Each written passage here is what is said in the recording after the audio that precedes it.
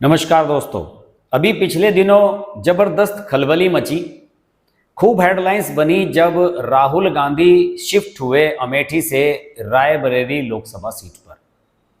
बहुत चर्चाएं थी कि गांधी परिवार का कोई भी सदस्य इस बार लोकसभा चुनाव लड़ने के लिए उत्तर प्रदेश में मैदान में नहीं है।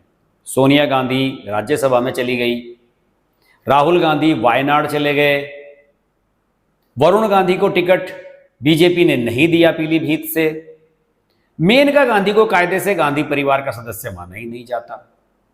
तो एक बड़ा सा सिनेरियो ये बन के सामने आया कि क्या इस बार पूरा गांधी परिवार उत्तर प्रदेश से विमुख हो जाएगा।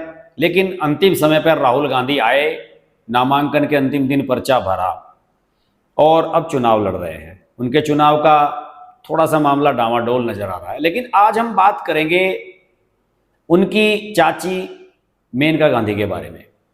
मेनका गांधी सुल्तानपुर से सांसद हैं और इस बार भी सुल्तानपुर से ही बीजेपी की कैंडिडेट हैं।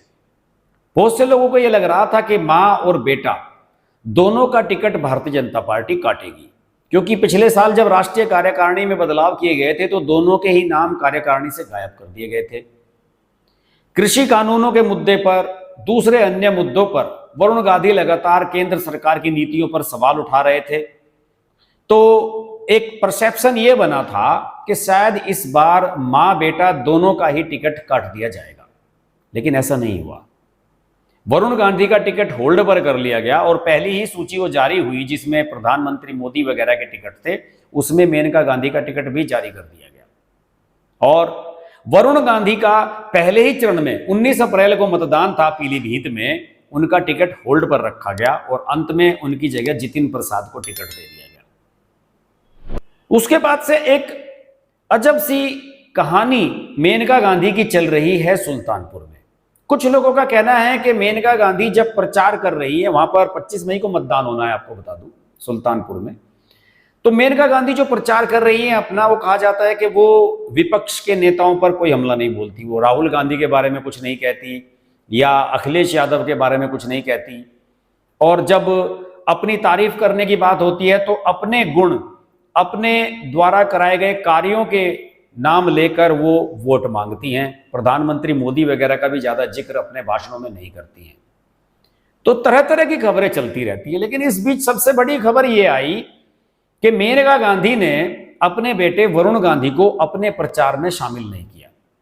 एक इंटरव्यू में, अभी मैं वो एक इंटरव्यू पढ़ भी रहा था, वरुण गांधी बताया जाता है कि अपनी मां के लिए प्रचार करना चाहते थे, लेकिन मेनका गांधी ने कहा कि नहीं, अभी कुछ समय के लिए ठहरो।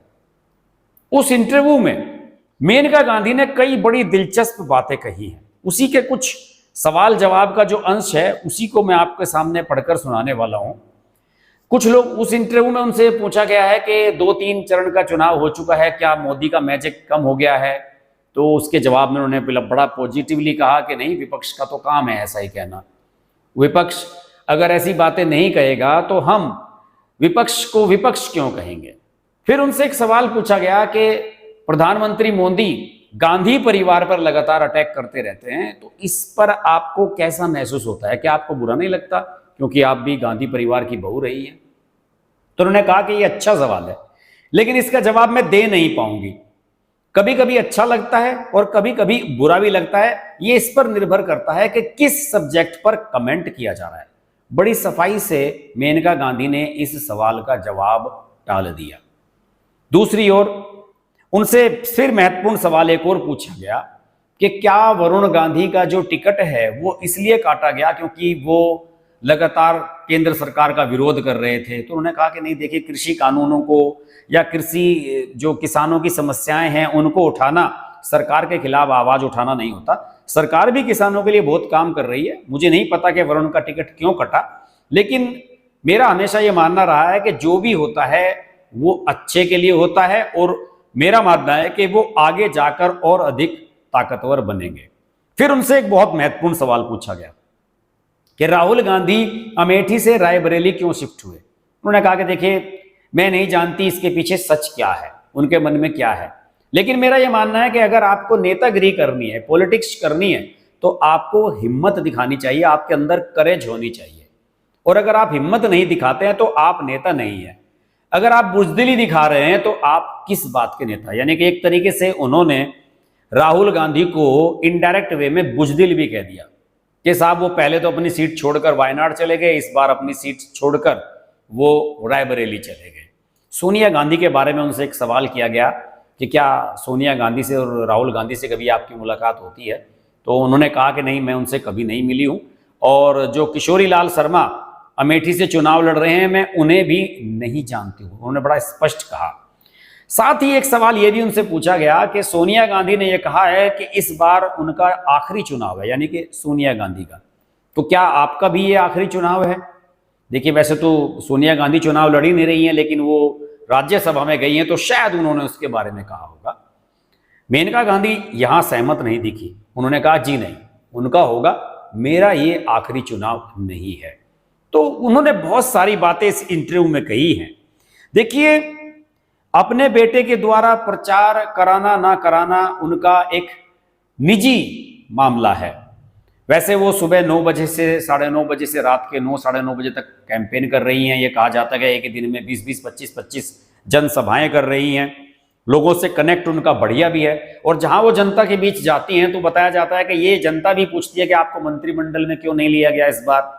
तो वो उसके जवाब में ये भी कहती हुई वहां पर नजर आई कि मेरा टारगेट मंत्रिमंडल में जाना नहीं है, मेरा असली लक्ष्य है कि मैं किसी तरीके से इस बार निर्वाचित हूं।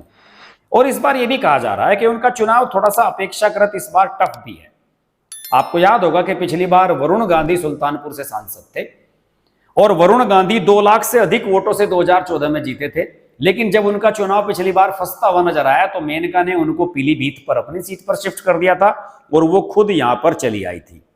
तो मेनका गांधी का पिछला चुनाव बड़ा टफ रहा था, और मेरे ख्याल में मेनका गांधी शायद बहुत क्लोज कॉन्टेस्ट में 14,000 वोटों से ही जीत पाई थी। बड़ी मुश्किल स्थिति थी, क्योंकि आप जानते हैं कि पिछली बार सपा बसपा का टाई अप हुआ था, और एक ही कैंडिडेट, बसपा का कैंडिडेट चंद्रभान के रूप में उनके सामने था।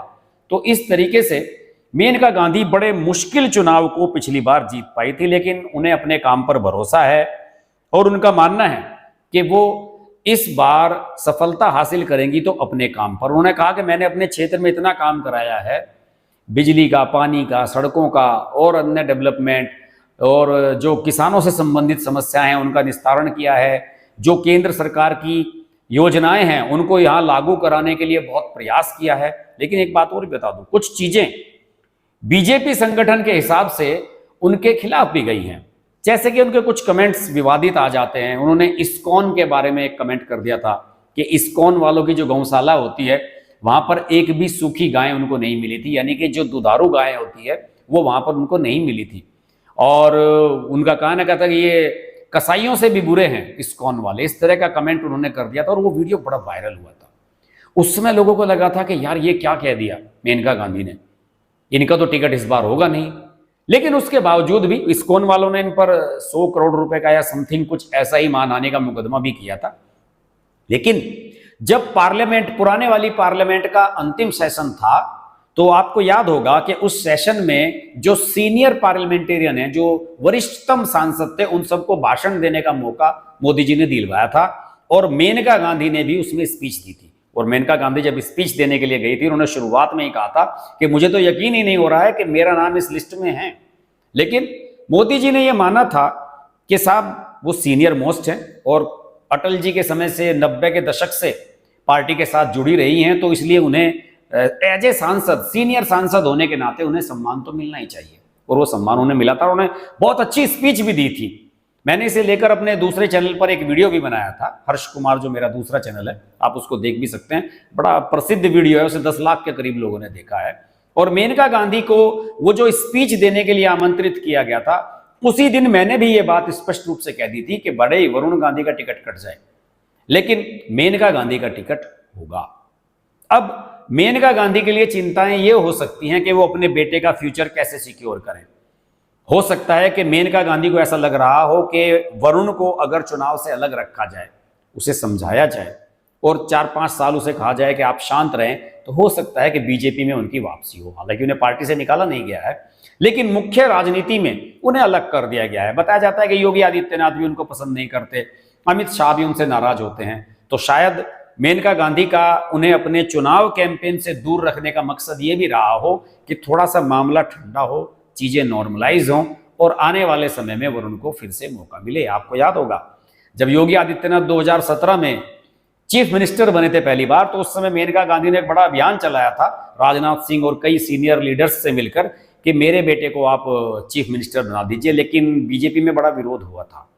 बीजेपी के सभी नेताओं का मानना था कि भाई जिस गांधी परिवार के खिलाफ हम लड़ाई लड़ रहे हैं उसी गांधी परिवार को हम यहाँ पर सत्ता सौंप दें, अपने द्वारा जीती हुई सरकार में उनको मुख्यमंत्री बना दें। तो वरुण गांधी का बड़ा विरोध हुआ था। वरुण गांधी के व्यवहार को लेकर भी बहुत समस्याएं हैं। बहुत सारे लोग उनसे नाराज रहते हैं कि उनसे लोग जो मिलने जाते हैं, इवन उनके क्षेत्र के भी जो लोग, उनसे वो ठीक तरीके से बात नहीं करते। तो मैं आशा करता हूं कि वरुण गांधी को मेनका गांधी समझाएंगी और हो सकता है कि 5 साल बाद उनका टिकट रिपीट हो, क्योंकि वरुण गांधी के सामने अगर राजनीति उन्हें करनी है कोई दूसरा विकल्प है नहीं। कांग्रेस में जा नहीं सकते और उत्तर प्रदेश की जो बाकी पार्टियां हैं, सपा बसपा, उनमें इतना दम है नहीं। वैसे मेनका गांधी के सामने इस बार समाजवादी पार्टी ने रामभुआल निषाद को टिकट दिया है और बसपा ने उदयराज वर्मा को टिकट दिया है। और मैं आपको बता दूं कि निषाद और कुर्मी वोट यहां पर ठीक ठाक हैं, कोई भी मुस्लिम कैंडिडेट सामने नहीं है। तो मेनका गांधी के सामने इस बार मुश्किल है, उनका चुनाव टफ है। देखते हैं वो जीत पाती हैं या नहीं। अगले वीडियो में आपसे फिर मुलाकात होगी। ये वीडियो अगर आपको अच्छा लगे तो वीडियो को लाइक कीजिएगा, शेयर कीजिएगा। चैनल को अभी तक सब्सक्राइब नहीं किया तो सब्सक्राइब कीजिएगा, नोटिफिकेशन का बेल आइकन प्रेस कीजिएगा और हमें समय समय पर कंट्रीब्यूट भी कीजिएगा। आपसे फिर मुलाकात होगी, तब तक के लिए नमस्कार। अगर आपको हमारी वीडियो पसंद आई तो वीडियो को लाइक करें, चैनल को सब्सक्राइब करें और नोटिफिकेशंस के लिए बेल आइकन को प्रेस करें।